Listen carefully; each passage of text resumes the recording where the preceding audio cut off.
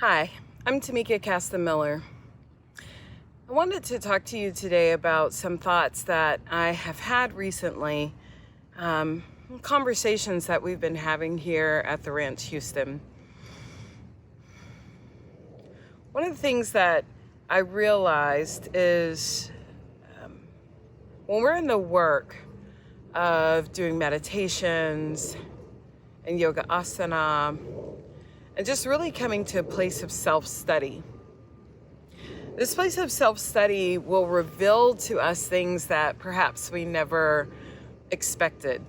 And for me, that was the result of an ancestral meditation. From this meditation, I realized that all of my personality traits that I've always called my own, all of my default mechanisms and all of my what makes me was not only a result of my own life, my own traumatic events, my own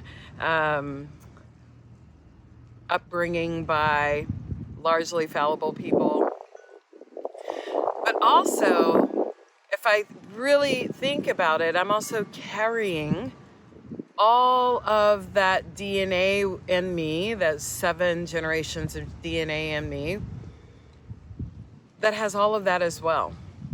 And all of those lived experiences.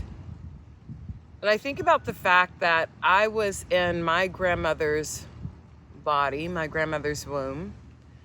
So everything that she experienced, I experienced before I came into human form. With all of that in mind, I think about, the journey to healing and why is it so important. I think about all of this work that's being done in the study of epigenetics and how we carry those ancestral memories in ourselves. And the fact that, when I get angry or I have a default mechanism of anger or fear or whatever the case may be, that's not just mine. That's also the anger, the fear, the anxiety, or whatever from those who came before me. So with that being said, it's not to scapegoat the work or to spiritually bypass the work. It's to say that by me doing my work, by me coming into healing for myself, I am also bringing healing to my ancestors, for my ancestors. My healing is not just for me. Now, a lot of the folks within the wellness industry will say, you know what, we're not in the healing business. But the reality is that everyone is trying to put back together the pieces of themselves. No one is trying to just sit and be in a place where they have any amount of discomfort or happiness. We're all trying to move out of discomfort and struggle and all of that. And so what that might look like for you is to finally deal with or cope with your body image issues. For someone else, it might be to deal with the colorism in their family. For someone else, that might look like coming out. For someone else, that might look like other ways that they want to live their truth. I don't want to be a doctor. I want to play the violin professionally. Whatever that is for you is what it is. But I will say this, whatever it is that we're looking to do to live into our truth and to be able to speak truth powerfully is going to require some healing of some old wounds from the family, and also wounds that have been passed down to us through humans. This is why the yin and the restorative practices are so dear to me. Athleticism has been something that has been really lauded amongst Black and Indigenous people for a long time. In fact, the athleticism of Black people has been a form of entertainment back when that was back on the plantations. And for me, I have always been a person who has enjoyed being athletic, mobile, all of those things. But I do see it coming up time and time again in the wellness industry as a measure of worth. And the reality is that concept of athleticism as a measure of worth is a part of the colonial hangover that we are still suffering from, that we're still dealing with in this country and around the world. For me, yin and restorative yoga are those opportunities to see what is really going on. Are you willing to sit in discomfort and in stillness, which is the practice of yin?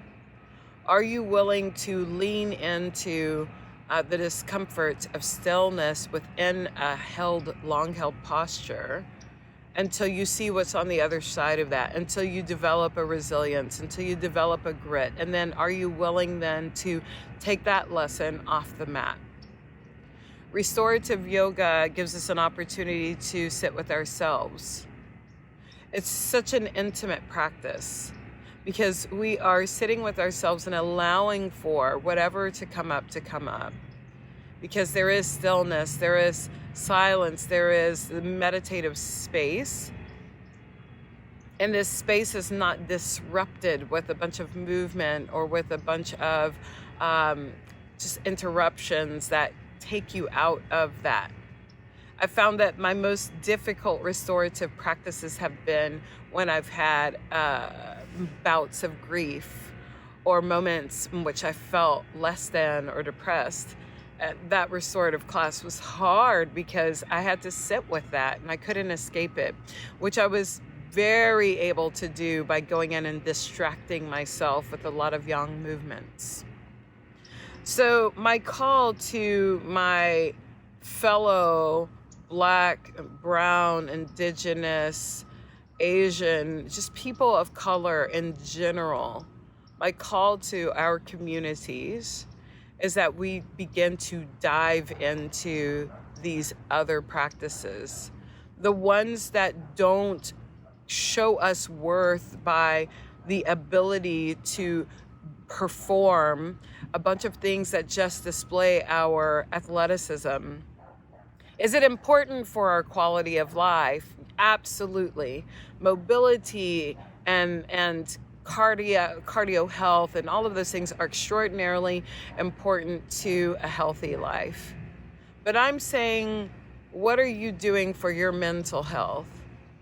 What are you doing to undo all of the things that have been done, not only to you, but also to our ancestors? How are you stepping into the healing of that? If you think that your anger, your shame, your pain, your depression, your anxiety is just because of your life, consider that you have been wrong. Consider that the path to true healing and reconciliation is by going inward, by taking time for self-study, for utilizing movement as meditation and the stillness of meditation itself. So I invite you today to find a teacher, any teacher. Find a yin class, find a restorative class, really tap into that stillness within yourself, to hear yourself and to step into this journey of healing, not only for yourself, but for our ancestors.